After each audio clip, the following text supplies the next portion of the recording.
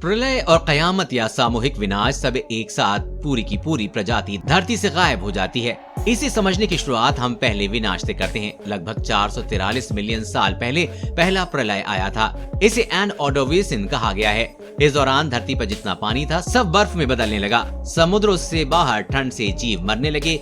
इस दौरान लगभग 86 प्रजातियां खत्म हो गयीं। जो बाकी रही उन्होंने नए क्लाइमेट के अनुसार खुद को ढाल लिया।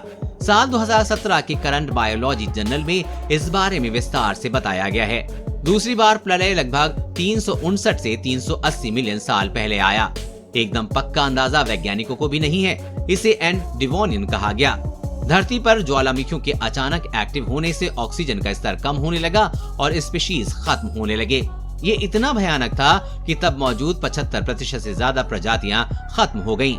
इस दौरान कई मछलियां और कोरल खत्म हुए। दिलचस्प ये रहा कि छोटे कद और वजन वाली स्पीशीज जैसे टेट्रापाइड बच गए। यहाँ से एम्फिबियन, रेप्टाइल और मैमल का बंटवारा शुरू हुआ। अब बात करते हैं तीसरे प्रलय की, जिसे एन पर्मियन कहते हैं। लगभग 251 मिलियन साल पहले हुए इस सामूहिक विनाश के जिम्मेदार साइबेरिया के ज्वालामुखी थे। वो फटने लगे। समुद्र और हवा में जहर और एसिड फैलने लगा। यहाँ तक कि ओजोन की परत भी फट गई। इससे खतरनाक यूवी किरण निकली। इसी दौरान निकले रेडिएशन से जंगल जलकर खत्म हो गए। इस दौरान को चारकोल गैप भी कहा जाता है। तब फंगस के अलावा ज्यादातर प्रजातियां खत्म हो गयीं। लगभग 210 मिलियन साल पहले चौथी बार धरती पर तांडव मचा, जिसे एन ट्रिएसिक दौर कहा गया है। इस बार भी ज्वालामुखी फटे, लेकिन साइबेरिया में नहीं बल्कि धरती की बाकी जगहों पर। इस विनाश में तब मौजूद लगभग 80% खत्म हो गए। बचे तो डायनासोर और क्रोकोडाइल के पूर्वज, जिन्हें क्रोकोडिलोफॉर्म्स नाम दिया गया है। आखिरी और पांचवा सामूहिक विनाश एन क्रिटेशियस कहलाया है। ये वही समय है जब डायनासोर धरती से गायब हो गए। लगभग 65.5 मिलियन साल पहले आए इस प्रलय के थ्योरी पर लंबे समय से बहस चल रही है कि आखिर इसकी वजह क्या थी।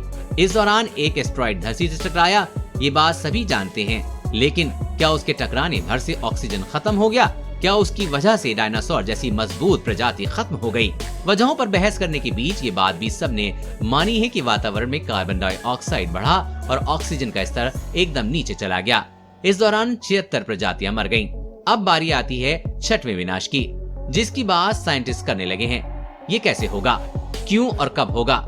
90 की शुरुआत में मशहूर जीवाश्म वैज्ञानिक रिचर्ड लीके ने चेताया था कि इंसान ही छठवें विनाश के जिम्मेदार होंगे।